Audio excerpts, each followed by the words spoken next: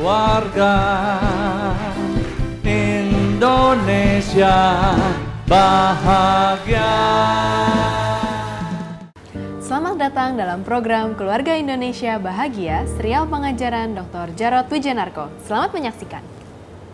Saya sudah menikah dengan satu istri, 3 orang anak. Anak saya paling kecil baru saja selesai kuliah. Jadi kami sudah sekarang bulan madu lagi berdua karena 3 anak kami semuanya di luar negeri. Saya Jarod Wijanarko dan istri saya Esther Setiawati. Nah sekarang kita bicara pernikahan. Orang menikah itu ujung-ujungnya berdua. Paling enggak saya sama istri sudah mengalami ya. Anak-anak keluar negeri semuanya, lalu kita berdua lagi. Saudara mungkin anak enggak akan keluar negeri. Tapi lama-lama mereka menikah, lalu buka keluarga sendiri. Ujung-ujungnya berdua lagi loh. Kalau berdua ini nggak dipersiapkan, lalu nggak saling berbicara, berantem setiap hari, berbicara sih berbicara, sekali bicara berantem. Itu kayak 2 setan tinggal dalam satu rumah loh. Itu anaknya bisa stres loh. Kenapa anaknya stres? Wih, bapaknya kayak Herodes, mukanya Firaun, tingkah laku kayak Pontius Pilatus, ibunya kayak Isabel, anaknya mumet. Aduh, ini kenapa 2 setan kawin? Gitu. Nah, yang lebih parah lagi kalau tidak berbicara gitu ya, lalu menjadi seperti orang asing. Ketika kita punya sahabat dulu waktu SMP SMA, sahabat itu saling membicarakan rahasia.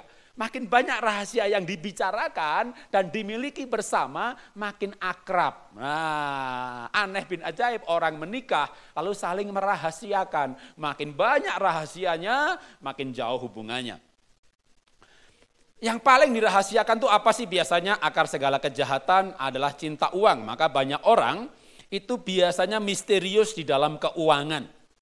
Istri nggak tahu gaji suami berapa, depositonya berapa, tabungannya berapa. Begitu suaminya mati, nah loh di bank ada miliaran rupiah, nggak ada yang datang ke bank, gitu kan sayang coba ya. Gimana istri nggak tahu suaminya, masuk mau didatangi satu-satu bank itu ada rekening suami saya nggak, gitu kan nganggur uang kasihan tuh ya.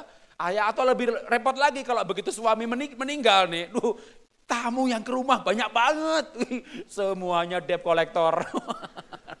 Jadi ini misterius selama pernikahan, begitu satu meninggal, pasangannya nggak tahu gitu. Nah sekarang kita akan belajar, ada suami istri yang terbuka di dalam keuangan. Itu saya ambil dari Kidung Agung pasal 8 ayatnya yang ke-8. Salomo berbicara dengan istrinya dan istri berbicara kepada suaminya, istri Salomo namanya Gadis Sulam. Kidung Agung pasal 8 ayat 8 berkata demikian, kami atau saya punya adik perempuan yang bukan tidak mempunyai, tapi belum mempunyai. Artinya dia masih kecil.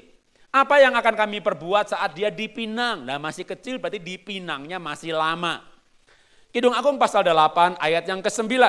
Apabila ia tembok, adiknya ini diumpamakan tembok, maka waktu dia dipinang akan dikasih atap perak atau kalau dia seumpama pintu akan dikasih palang kayu aras. Kayu aras seperti kayu cendana, atap perak lebih mahal daripada atap biasa. Artinya ini sebenarnya suami istri ini berbicara, istri berbicara kepada suami, berbicara kepada pasangan untuk mengeluarkan sebuah pengeluaran yang tidak rutin. Dan pengeluaran itu untuk keluarga asal, maka dibicarakan sebelumnya. Kalau Anda menikah, Anda bisa begitu, Anda bahagia. Banyak orang menikah, membicarakan pengeluaran itu bukan sebelumnya. Ya, mau ngasih adik, ngasih ibu, itu dibicarakan bukan sebelumnya gitu ya. Sesudahnya itu pun kalau ketahuan gitu ya. Kalau enggak ketahuan, rahasia sepanjang masa. Tapi Pak Jarod, apa suami itu harus bilang sama istri? Ya, memang itulah pergumulannya. Ya, saya pun bergumul apakah suami itu harus bilang sama istri, terutama kalau mau ngasih uang ke ibu. Ya, uang ke adik, saya kasih uang ibu saya ngasih uang adik saya. Maksud saya harus bilang sama istri? Kan Alkitab berkata, kalau tangan kiri memberi, tangan kanan jangan tahu, apalagi tangan istri. Jadi kita punya alasan teologis gitu ya kan. Memang ada sih alasannya ya, tapi itu nggak bikin bahagia. Saya punya alasan yang lain. Saya di kantor karena saya punya perusahaan saya punya manajer atau direktur itu adalah penolong pembantu saya. Kalau dia mengeluarkan uang, dia minta izin saya karena saya kepala. Tapi kalau saya mengeluarkan uang, saya tidak izin sama manajer saya karena dia penolong saya. Itu di perusahaan. Nah, kalau kita bicara keluarga, suami kepala, istri penolong. Istri ngeluarin duit untuk beli apa, ya harus izin dong sama suami. Kan suami yang cari duit, kepala ya kan. Tapi kepala keluarin duit, masa izin sama penolong.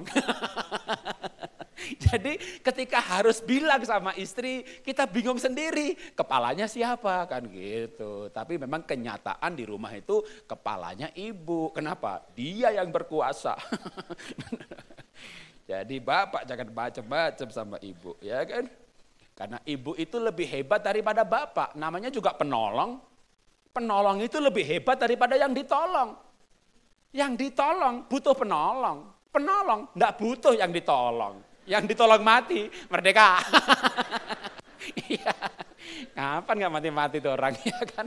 Ngerepotin melulu gitu. Mau pakai alasan akan ada banyak alasan, tapi Alkitab mengajarkan bukan begitu. Ya, Alkitab mengajarkan suami istri itu belahan jiwa.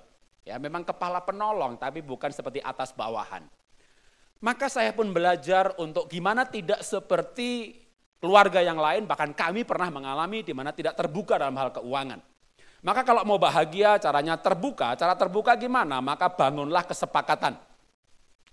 Kalau Anda bisa membuat kesepakatan-kesepakatan, jadi sebelum melakukan, seperti gadis sulam tadi, belum memberikan kepada adiknya, bilang sama pasangannya.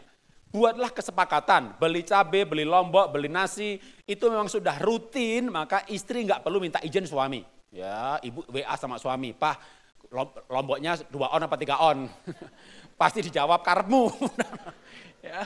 Tapi kalau yang non rutin, nah itu buat kesepakatannya, yang harus minta izin, minta permisi atau pemberitahuan itu yang berapa? Ngasih kolektor 5.000 apa 10.000, itu terserah. Tapi mau nyumbang gereja 1 juta, tunggu dulu ini duit siapa? Ya, kalau duitnya bapak yang bekerja, ibu yang pegang, ibu itu bendahara. Bendahara itu pegang uang. Hanya pegang aja. Bendahara kok jadi pemilik itu gimana sih? Di kantor itu bendahara ya bendahara, bukan pemilik. Kalau bendahara jadi pemilik dipecat nanti, ya kan? Jadi ibu bendahara yang baik. Kalau mau mengeluarkan yang non rutin, maka bicara dulu. Lah, buatlah kesepakatan kapan harus bicara. Kalau ini dibuat kesepakatan, pasti lebih bahagia. Dan saya cukup berharap. Saya punya pengharapan luar biasa, survei menjelaskan maka keluarga muda lebih banyak yang lebih profesional dalam mengelola keuangan. Itu tadi grafik gambarnya adalah mengenai hasil survei atas keluarga muda dan keluarga tua gitu ya. Yang keluarga muda mereka sudah punya pola-pola hal seperti itu. Kesepakatan kapan harus bicara, kapan yang tidak dan seterusnya. Maka supaya ada sepakat, caranya gimana supaya bahagia? Maka bicarakan pengeluaran. Repotnya kalau membicarakan pengeluaran, Anda bisa lihat gambarnya wajah ibu jelek ketika membicarakan pengeluaran. Ya, tapi pengeluaran harus dibicarakan supaya dicarikan pemasukannya. Nah, ketika bicara pemasukan, wajahnya mulai berseri-seri. Gitu ya. Kalau pemasukannya cukup. Ya, kalau pemasukannya kurang repot ya. Tak kasih yang praktis dah. Kesepakatan dalam hal apa? Pengeluaran misalnya. Memang praktis kecil tapi ini kalau diabaikan bisa babak belur di sini loh. Misalnya kesepakatan dalam makan di luar rumah gitu ya. Makan di restoran karena makan itu ya murah apa mahal tergantung. Anda 100.000, 200.000 beli di pasar dimasak serumah 8 orang cukup. Anda pergi ke restoran, lah 1 kali makan sekeluarga bisa 500.000. Jadi hidup ini murah, yang mahal itu gengsinya. Kalau saya biasa hidup murah karena saya lihat orang miskin. Bapak saya jagai tanahnya orang lain, tukang kebun. Di situ ada rumah dari dinding bambu, atapnya daun, lantainya tanah, saya tinggal di situ.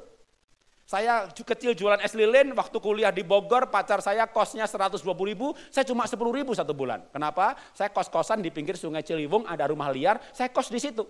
Dalam kondisi seperti itu, pacar saya mau sama saya. Tuh ada di sini dia. Ya. Tapi itu membuat saya tidak ragu-ragu kalau dia cinta banget sama gue. Karena saya miskin dia mau gitu. Tapi ketika orang miskin ini menikah dengan tidak miskin, dalam pola keuangan ada masalah yang perlu dibangun kesepakatan. Misalnya makan di luar gitu ya. Saya ini kan orang Jawa, miskin lagi, bapak saya tukang kebun, guru SD, ibu saya guru TK, yang nggak pernah makan di luar. Jadi begitu menikah punya anak, istri saya kan ekonomi berada. Wih, anak-anak diajak makan keluar, besok lagi makan keluar. Wah, mereka senang sekali. Saya diem, saudara. Kenapa saya diem? Sambil makan tuh saya ngitung, saudara. Ini kenapa tempe 10.000 ya? Ini di pasar cuma 3.000, dipotong jadi 3. Jadi susah menikmati karena puluhan tahun miskin. Anak saya 2 di Singapura, paling kecil baru aja lulus kuliah di Melbourne. Jadi berapa bulan lalu, kalau minggu lalu kami juga ke Melbourne sekeluarga. Tapi beberapa bulan yang lalu saya ke sana sendirian nengokin anak saya. Lalu anak saya bilang, "Pak, di Melbourne ini tempatnya ngopi, Pak. Papa kan suka kopi. Wih, di sini kopinya enak-enak." "Oh ya, yuk kita ngopi di kampus aja. Habis itu kamu kuliah, Papa syuting." "Jangan, Pak, di kampus nggak enak, Pak. Tapi murah." "Ya, tapi nggak enak, Pak." Laki-laki itu yang dipikir murah. Kenapa? Karena laki-laki itu nggak ngerti rasa. Asal murah pasti enak. Makanya coba bapak-bapak, ibu-ibu ajak temannya laki-laki makan ke tempat yang mahal. Suruh dia bayar. Nanti dia bilang begini, "Tempatnya sih bagus ya, tapi rasanya nggak enak." Nggak enak bayarnya. Ajak laki-laki ke tempat yang murah, suruh dia bayar. Waduh, ini enak nih, enak. Dia nggak ngerti rasa. Laki-laki itu rasanya cuma 2, lapar sama kenyang. Nah, tapi lidahnya nggak ngerti rasa. Nah, saya ini orang miskin, balik lagi. Sekeluarga makan, wah istri saya senang, anak saya senang. Saya mikir, nih kenapa mahal nih tempe, kenapa mahal ini, gitu. Sama anak ke Australia, diajak anak saya, "Pak, ngopi di sini, Pak. Aku pokoknya Papa nurut aja," gitu. Wah, diajak ke kafe yang, wih tempatnya artistik, minum. "Enak kan, Pak? Enak. Enak, Pak?" Saya masih mikir, kenapa? $5. Tak lihat di daftar menu $5. "Levin, ini mahal, Pin, $5. Anak saya bilang begini, "Pak, minum kopi itu dinikmati, bukan dihitung." "Kamu nikmati, aku ngitung, aku yang kerja." Saya jual buku 50.000, dapat 1 gelas. Ya, maka akhirnya kami sepakat, gitu kan. Keluarga ini bikin kesepakatan. Saudara, ya bikin kesepakatan aja. Kalau Anda punya uang tidak berseri, ya tiap hari makan di luar nggak masalah. Tapi kalau ada uangnya terbatas, maka ya sepakati misalnya makan di luar itu seminggu sekali atau 2 minggu sekali, misalnya begitu.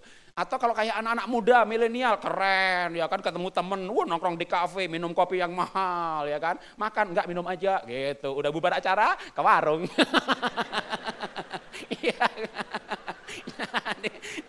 Ketemu teman-teman, ya jamu minum kopi di kafe, mahal, 1 gelas 50.000, 40.000, gengsi kan. Bubar acara udah ya ada, kebeseman saudara. Jadi hidup ini sebenarnya murah, yang mahal itu gengsinya. Ya disiasati aja ya kan, minum sama teman di kafe yang mahal. Temennya pulang, kita minum, kita makan di warteg. Ketemu temen. Sama lo kesini. Ya nggak apa-apa lah. Sama-sama duitnya terbatas ya kan. Yang penting waktu di kafe tadi foto selfie, di warung nggak foto. Ya. Sebentar tak nangis dulu saudara. Kasihan saudara. Tapi hidup ini begitu ya, kita bisa menyiasati. Nah, disepakati supaya sepakat tidak berantem ya. Oke, mari kita baca quote-nya bersama-sama. Keterbukaan memang tidak mudah, tetapi itu harus karena menjadi dasar kepercayaan dan membangun relasi yang kuat di dalam pernikahan. Kalau kita terbuka, kita bertengkar. Misalnya kita terbuka dengan pasangan, bantu adik, kita bertengkar. Hadapi pertengkaran dengan baik. Karena melalui keterbukaan tadi kepercayaan muncul. Dalam kepercayaan baru relasi semakin kuat. Masalahnya adalah gimana kalau kita misalnya pasangan saya tertutup. Ya, gimana mau terbuka? Saya punya pasangan yang tertutup. Bagaimana supaya dia terbuka? Maka saya akan mengajak kita membaca 1 Yohanes 4 ayat 18. 1 Yohanes 4 ayat 18, di dalam kasih tidak ada ketakutan, kasih yang sempurna melenyapkan ketakutan. Kenapa pasangan tidak berani tertutup, tidak berani terbuka atau tertutup, tidak berani terbuka? Karena mungkin dia takut dimarahi. Ya, maka caranya supaya pasangan terbuka, kasih yang sempurna melenyapkan ketakutan. Maka cintai sungguh-sungguh pasangan sampai dia berani terbuka. Bisa pasangan, bisa anak juga. Kenapa anak tidak berani bercerita? Karena dia punya memori kalau bercerita dimarahi. Anak kecil tuh umur 2, 3, 4, 5 tahun semuanya diceritakan. Sampai dia kelas 1 SD mungkin mulai berhenti bercerita. Karena dia mulai tak punya ingat. Mah nilai aku jelek 5. Kamu mesti main gue aja terus lah. Dimarahi dia berhenti cerita. Kalau dia cerita nilainya jelek, gimana? Apa mamah panggil guru les? Ya sebenarnya enggak sih Pak. Karena masalahnya gini, dicarikan solusi. Dia akan cerita lagi. Kenapa suami tertutup? Karena dia punya track record. Dulu dia cerita ngasih adik, ibu marah. Maka dia berhenti. Bukan berhenti ngasih adiknya, berhenti bercerita. Iya Pak Jarot, gimana ya Pak? Suami saya tuh diem Pak, tertutup Pak, nggak pernah bercerita Pak. Saya mau ngasih nasihat, sungkan saya sama ibu ini. Tapi kalau ngasih nasihat, salah. Dah saya beranikan diri deh, hari ini saya ngasih nasihat ya. Kalau ada bapak atau ibu, pasangannya tertutup, nggak berani bicara. Saran saya coba bapak ibu ngaca. Ya, kenapa ngaca? Lihat yang di dalam kaca, mengerikan. Jadi kadang pasangan itu takut terbuka karena kita mengerikan. Maafkan saya kalau saya bicara kasar, tapi mungkin kita responnya nggak benar gitu loh, marah. Coba kalau nggak marah, mungkin dia akan berani terbuka. Ya, maka belajarlah untuk mengasihi pasangan dengan sampai dia berani terbuka. Ada cara yang lain, misalnya adalah mulai dengan kita, ya kita mulai terbuka, kita mulai cerita, nanti dia cerita juga. Jadi kalau pasangan kita yang tertutup, maka cintai dia sampai dia merasa aman untuk terbuka, lalu berikan contoh keterbukaan. Sampai dia merasa aman untuk terbuka. Kalau dia sudah mulai merasa aman gitu ya, tapi gimana caranya dia mulai merasa aman? Ada caranya, misalnya cintai keluarganya. Saya akan berikan contoh, misalnya tadi saya cerita bahwa saya lahir dari keluarga miskin, lalu kami sekeluarga semuanya dalam kondisi yang serupa. Jadi waktu saya pacaran sama istri saya itu jujur, saya tidak pernah bohong atau nutup-nutupi kalau saya keluarga miskin. Dan istri saya tahu waktu kita masih pacaran bahwa saya keluarga miskin. Lalu menikah gitu, memang agak kaget dia setelah menikah. Kenapa paman saya juga miskin, Pak D saya juga miskin, bule saya juga miskin, bude saya miskin. Itu dia baru ngeh loh. Memang orang itu kalau orang kaya ya kan, pamannya kaya, Pak Le-nya kaya, budenya kaya, temannya kaya. Orang kaya saudaranya kaya. Lah orang miskin kere, ya Pak D-nya kere, bulenya kere, budenya kere, Pak D-nya kere. Itu namanya kere group. Itu yang sempat agak kaget istri saya, kenapa sekeluarga miskin semuanya. Lalu saya jujur pernah tidak jujur. Tapi kenapa saya sekarang bahkan beberapa tahun terakhir saya terbuka dengan pasangan. Saya terbuka setelah saya yakin istri saya mencintai keluarga saya seperti saya mencintai keluarga saya. Tak kasih contoh aja ya, kesaksian. Nah, saya pernah nggak jujur. Jadi saya bilang sama ibu saya, Bu ini duit 1 juta ya, ini bonus. Jangan sampai istri tahu. Setiap bulan saya ngasih ibu ratusan ribu, itu istri tahu. Tapi kalau yang berkala, waktu dapat bonus gitu ya, 1 juta, 700 ribu, saya bilang sama ibu saya dengan tambahan pesan di belakang, Bu, ini uang ya, jangan sampai istri tahu. Sekali, 2 kali, 3 kali, 4 kali, 5 kali, lama-lama ibu saya niteni. Nah niteni itu bahasa Ibrani ya, dari Jawa Tengah. Mengamati gitu ya, setiap kali diberi kok bilang istri jangan tahu. Maka ibu saya setelah niteni, mengamati, menganalisa.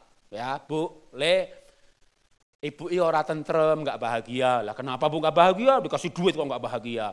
Lah setiap kali kamu memberi kok dengan pesan jangan sampai istri tahu. Apa kamu tuh nikahnya nggak bahagia? Bahagia Bu. Ya tapi kok bilang begitu? Apa istrimu tuh util? Ya util itu bahasa Ibrani juga, saudara ya. Dari Jawa Tengah ya. Util itu pelit ya. Apa istrimu pelit? Gitu. Saya diem aja. Karena saya diem aja, ibu saya menganalisa lebih jauh. Ya, apa analisanya? Saya kan orang Jawa, istri saya ini orang Tionghoa. Ya, kalau Anda tahu Pendeta Daniel Aris Sugianto itu adik istri saya, ya kan orang Tionghoa kan. Nah, jadi ibu saya itu menganalisa begini, Le, bojomu wong Cina ya Le ya. Ya Cina, ya util kabeh ya Le ya. Jadi, ternyata saudara, perbuatan saya itu merusak reputasi satu bangsa. Sehingga ibu saya berkata, wong Cina udil kabeh. Orang Cina itu pelit semuanya. Karena itu saya hari ini mau minta maaf kepada orang-orang Tionghoa di sini. Maafkan saya merusak reputasi kalian. Dan sebagai bentuk permintaan maaf saya bertobat, dan sebagai bentuk pertobatan saya berubah. Ya. Apa perubahannya? Saya tidak mau ngasih ibu saya diam-diam. Kalau saya ngasih ibu, justru istri yang ngasih. Nih, kamu yang ngasih ke ibu, gitu ya. Sama istrinya dihitung, waktu ngitung amplop buat ibu, dia ngitung, saya udah berdebar-debar nih. Teguhkan, kuatkan hatimu, apapun yang terjadi, hadapi, terbuka lebih baik daripada tertutup. Saya kuatkan diri saya dengan membaca ayat-ayat. Dan istri saya akhirnya berkata, kok 1 juta, emang kenapa gitu? Ya kurang lah, tambahi. Wih, tepuk tangan dulu boleh juga ya. Dia malah usul tambahi 500.000 gitu kan. Kasih ibu saya sekali, 2 kali, 3 kali, 4 kali, 5, 6 kali. Ibu saya niteni lagi. Ibu sekarang bahagia, ya bahagia tambah okeh ya kan. Bukan jumlahnya bukan karena jumlahnya nak, tapi bahagia karena istri kamu yang ngasih, berarti kamu itu bahagia. Orang tua tuh ternyata kalau anaknya bahagia tuh lebih bahagia lagi loh. Jadi bukan soal jumlah gitu. Malah akhirnya ibu saya menganalisa lebih jauh ya. Sejak istri namanya Esther, sejak Mbak Esther yang memberi tambah banyak Yo, ternyata saya ngudeli kowe Wah. Wah, aduh, ibu saya bilang ternyata yang gudel kamu. Padahal istri saya itu nambahi pakai duit saya, saudara. Dibilang yang udel saya. Tapi saya enggak bilang kalau itu yang nambah itu pakai duit saya, enggak. Saya enggak bilang begitu sama ibu saya. Saya biarkan istri saya dapat poin saya supaya, itu sekali 2 kali lama-lama ibu saya itu cinta banget sama istri saya. Oh tambah oke. Waduh, istri saya, adik-adik saya itu kadang lebih dekat sama istri daripada saya. Saya itu pernah diblok WA saya sama adik-adik saya. Kenapa? Ya namanya pendeta. Pendeta motivator juga, coach juga. Saya sering broadcast nasihat atau quote. Wah, jemaat kalau terima dari saya, terima kasih Pak Jarot. Adik saya ngeblok.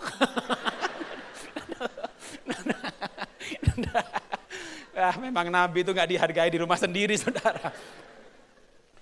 Tapi istri saya tidak pernah bermasalah sama keluarga saya karena memberinya lebih banyak.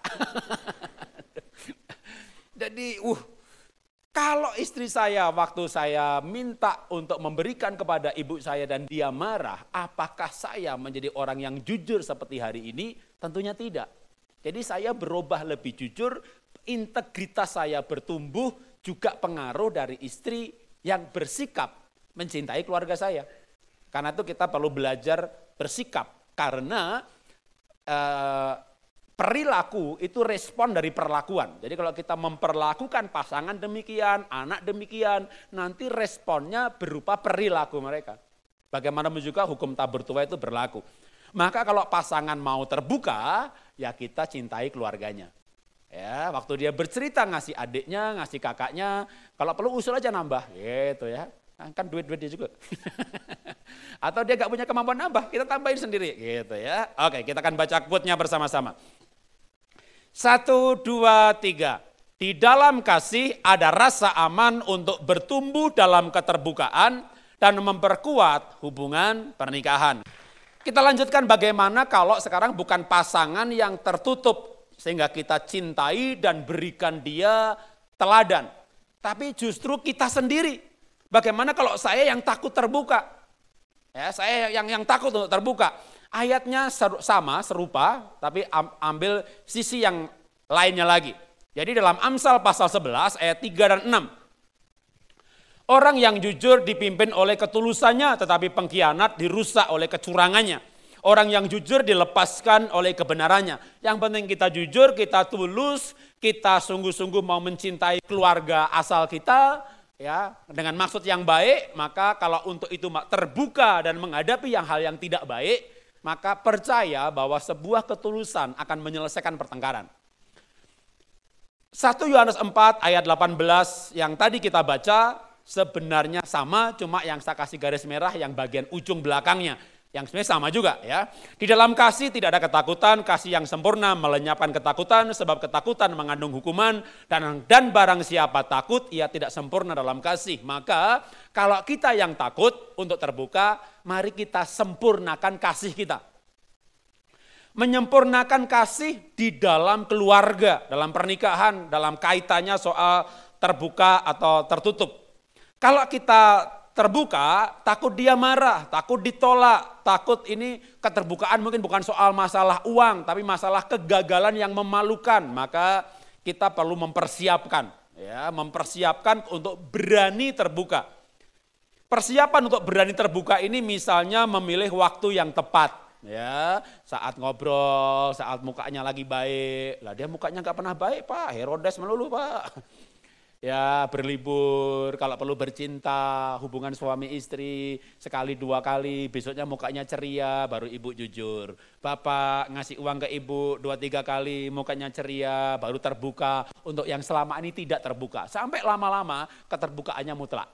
Ya, karena keterbukaan itu perlu dipersiapkan. Seorang laki-laki ikut retret, lalu pulang ke rumah, cerita sama istrinya, jujur kalau dia selingkuh 3 kali, istrinya bunuh diri. Saya pernah mendengar cerita seperti itu. Maka sebelum jujur perlu mempersiapkan pasangan. Pastikan dia lahir baru, pastikan dia sungguh-sungguh dalam Tuhan. Tapi yang penting adalah kalau sekarang selingkuh lalu berhenti. Lalu 3 tahun tidak selingkuh, selama 3 tahun tadi mempersiapkan istri untuk menerima kejujuran. Saya tidak mengajarkan harus terbuka hari ini. Tapi terbuka itu sebuah tujuan yang perlu dipersiapkan. Tapi selama tidak terbuka untuk yang disembunyikan, tidak boleh sebuah kebohongan baru. Ya, tidak bohong itu misalnya begini. Tidak jujur yang masih bisa diterima. Kamu punya duit? Punya. Kamu punya duit? Enggak, padahal punya, berarti bohong. Kamu punya duit? Punya. Berapa? Kamu nggak usah tahu. Nah, ini masih boleh. Kenapa? Karena kalau kita sebut jumlahnya, kadang ada pasangan yang judi. Ya, atau dia nggak judi, misalnya seorang istri tahu suaminya punya duit sekian, ngambek, minta tas yang mereknya aneh-aneh, yang bikin saldonya habis. Gitu. Nah ini kan perlu dipersiapkan, jadi jujur itu harus tapi butuh waktu, tapi bohong tidak boleh. Kalau mau tidak jujur tapi nggak bohong adalah punya duit, punya berapa, kamu nggak usah tahu, ini untuk anak-anak, begitu ya. Tapi menikah harusnya mencapai sebuah target di mana nantinya adalah ya jujur dan tidak bohong, ya terbuka dalam arti. Tapi bagaimana kalau kita terbuka dan pasangan belum bisa memahami, buat dia paham. Mungkin saya berikan contoh untuk membuat dia paham. Saya keluarga miskin dan keluarga saya miskin semuanya, maka memang pernah waktu kami baru merintis keluarga.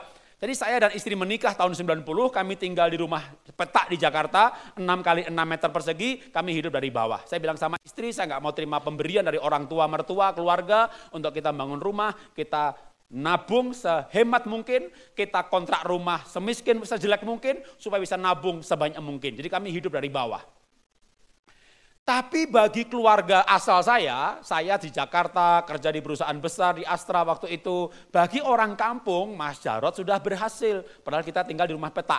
Di Jakarta, di pinggir Kuningan ada kuburan, kami tinggal di situ. 600.000 untuk 6 bulan kontraknya. Kami hidup betul-betul dari bawah. Dan dalam kondisi seperti itu, tiap bulan saya ngasih uang adik saya, ngasih uang ibu saya, yang istri saya tahu karena itu bulanan. Pernah istri nggak tahu yang tadi tuh, yang berkala tapi jumlah besar.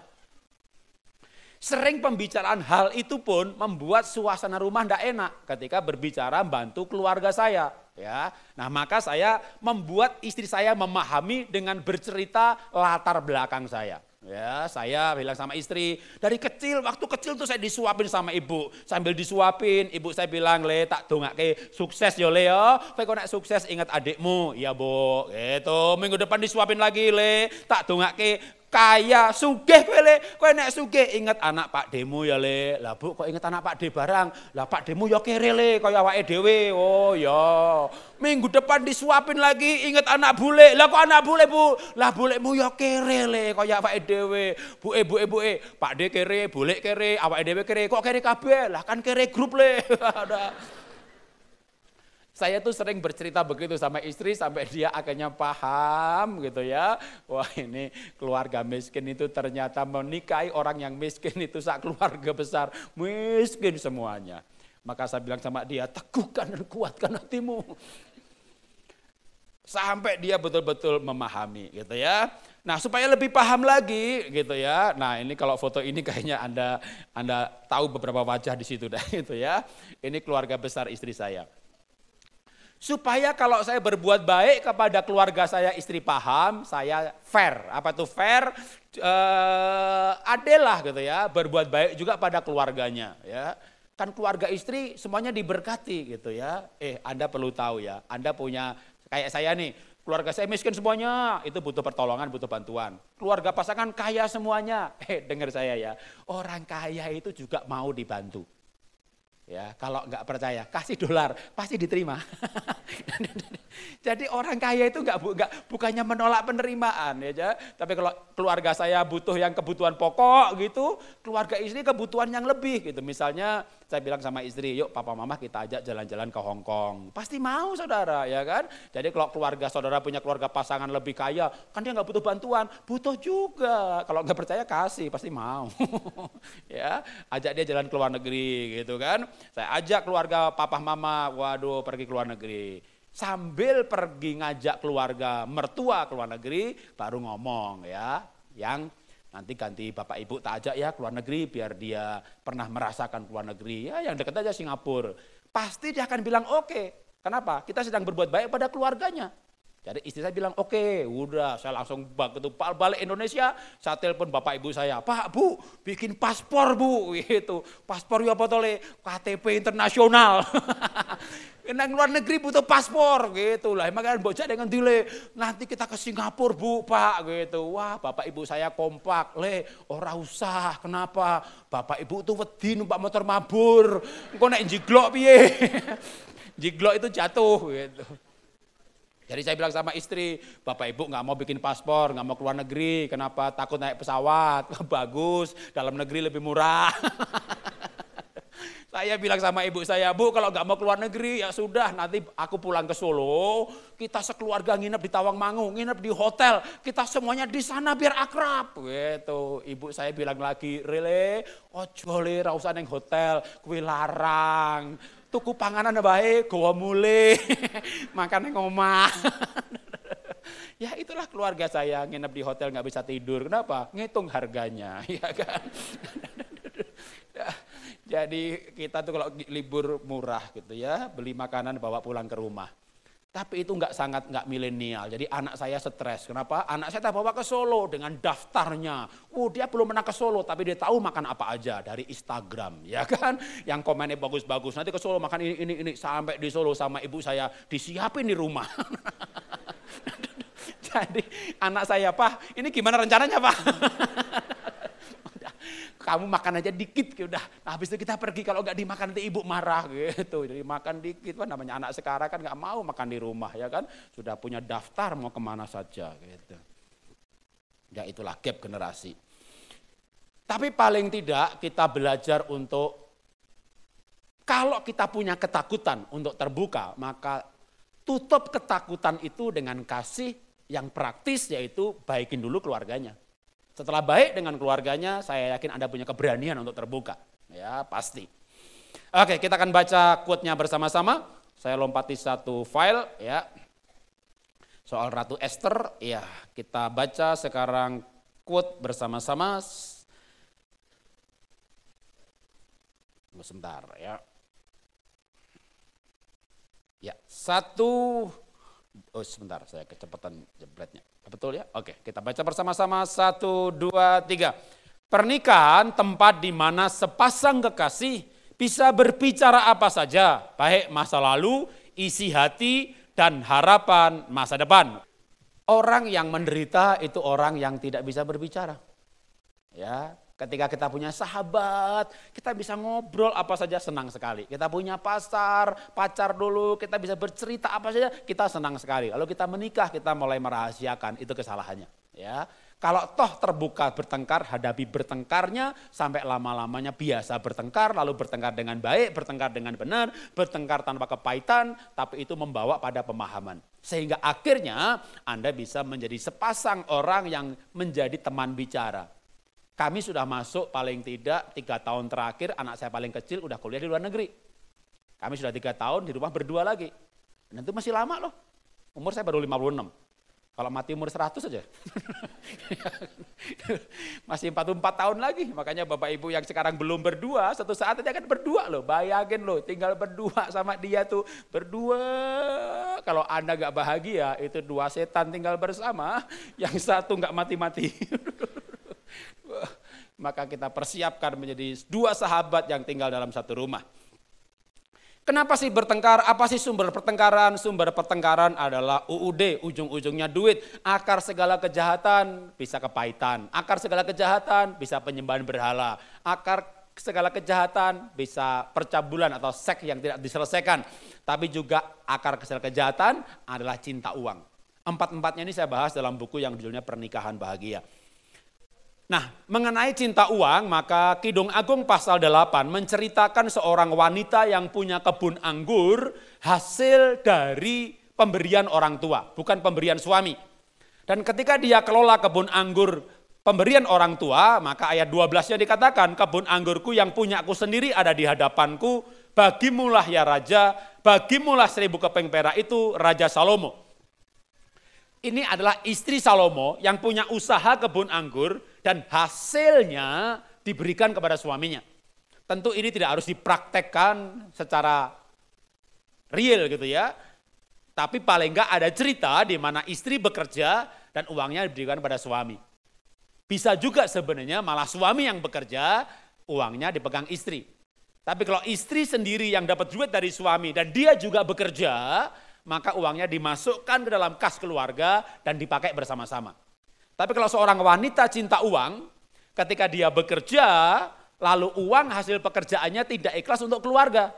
Nah itu masalah. Ibu kerja, lalu anaknya tasnya rusak. Ma, tasku rusak, beliin tas dong, minta bapakmu. Itu tugas bapakmu. Nah, itu anak langsung sadar, ini spesies jahat. Jadi, loh, anak itu akan paham kalau ibu nggak ngerti teknologi, tapi anak tidak akan paham kalau ibu jahat. Jadi anak akan paham kalau orang tua gaptek karena emang beda generasi, tapi anak nggak akan paham kalau orang tua jahat. Jadi mari kita jadi orang tua yang baik. Wanita bekerja tidak masalah seperti Amsal 31 yang sering disebut sebagai wanita bijak. Dia punya usaha kebun anggur, pemintalan, permadani dan lain-lain. Tapi kenapa wanita ini dicintai suami dan dicintai anak? Karena Amsal 31 ayat 12-nya berkata bahwa ia berbuat baik kepada suaminya. Maka kita perlu belajar berbuat baik ya kepada suami, dan kalau suami tentu berbuat baik kepada istri. Tapi tidak berhenti di situ, berbuat baik juga kepada keluarga asalnya. Karena menikah itu adalah menikahi keluarganya. Tadi saya cerita soal keluarga-keluarga, saya perjelas sedikit dengan gambar-gambar di mana saya lahir tahun 63, yang gambar itu saya baru lahir, nggak jelas, emang zaman dulu gambarnya nggak ada yang jelas. Tapi gambar berikutnya lebih jelas, itulah gambar bapak saya di depan rumah yang dindingnya bisa kelihatan dari bambu, atapnya daun, lantainya tanah. Bapak saya suka melukis gitu ya. Lalu saya menikah tahun 90 dengan sangat sederhana, saya sama istri bekerja 3 tahun, nabung dapat 2 juta rupiah, tahun 92 juga nggak banyak. Saya bilang sama bapak ibu saya, kami pulang kampung nikahkan kami. Tetangga kanan kiri 50 orang dipanggil di rumah, di latar, di halaman rumah, pasang kajang. Saya nggak undang teman-teman saya, kami menikah dengan sangat sederhana. Setelah menikah istri saya kaget-kaget gitu ya ketika melihat bahwa keluarga kami ini gerbongnya panjang sekali, kere semuanya. Tapi istri saya belajar untuk mencintai keluarga saya dan istri saya juga orang yang bekerja. Jadi waktu saya menikah dulu tahun 90, istri saya punya gaji 3-4 kali gaji saya. Baru 5-6 tahun kemudian saya buka usaha sendiri diberkati, lalu istri saya keluar dari pekerjaan dan mengelola usaha yang saya rintis, ya, yang sampai hari ini masih ada, yaitu Happy Holy Kid.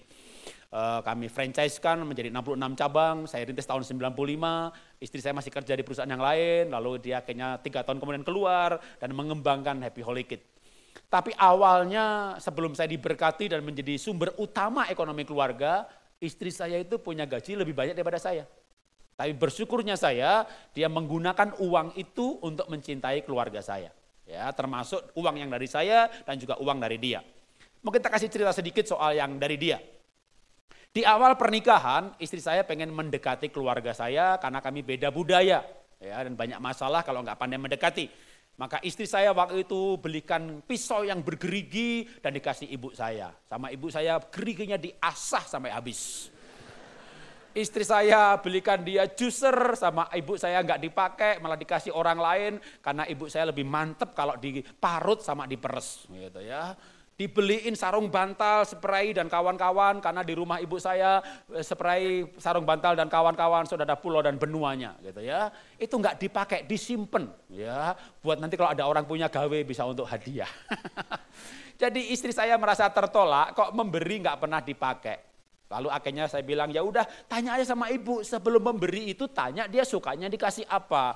Maka pulang ke Solo dan istri saya bertanya kepada ibu saya, Bu, biar aku yang ngasih bahagia, ibu juga bahagia, ibu tuh sukanya dikasih apa? Dan ibu saya menjawab dengan jujur, ibu dikasih mentahnya saja.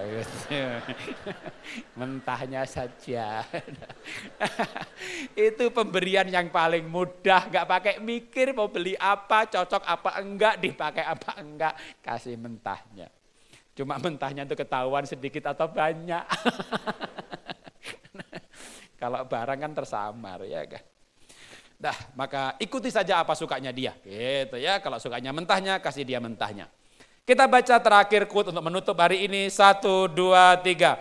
Wanita yang memenuhi hatinya dengan kebaikan, menggunakan harta sebagai alat untuk mencintai, akan menuai kebahagiaan dan kemuliaan. Mari kita tunduk kepala, kita berdoa. Bapa, kami mengucap syukur, kami belajar firman-Mu, kami belajar hidup untuk membangun rumah tangga dan khususnya pernikahan yang kami akan jalani sangat panjang sampai tahun-tahun kami berakhir dalam menjalani kehidupan di bumi ini. Biar kami boleh menjalani sebagai persahabatan, sebagai teman hidup dan bukan hanya sebagai teman tidur. Kami mulai belajar untuk terbuka yang memang tidak mudah, tapi kami percaya kalau kami membangunnya dari saat ini, kami akan bisa membangun pertemanan, persahabatan dengan pasangan kami sendiri, menjadi teman kuliner, teman bicara, teman bercanda, teman olahraga, dan teman hidup. Terima kasih Bapak, terima kasih Bapak. Kami belajar firman-Mu untuk kami jalani tahun baru dengan cara yang baru, dengan gaya yang baru, dengan warna yang baru. Di dalam nama Tuhan Yesus kami berdoa mengucap syukur, haleluya, amin. Tuhan memberkati. Saudara, setelah melihat tayangan ini, apabila ingin konseling, silakan menghubungi Sahabat 24 melalui email, nomor telepon, atau SMS yang tertera di layar kaca ini. Mengapa disebut Sahabat 24? Karena dalam 24 jam kami siap melayani Anda. Sampai jumpa di program yang berikutnya. Tuhan Yesus memberkati.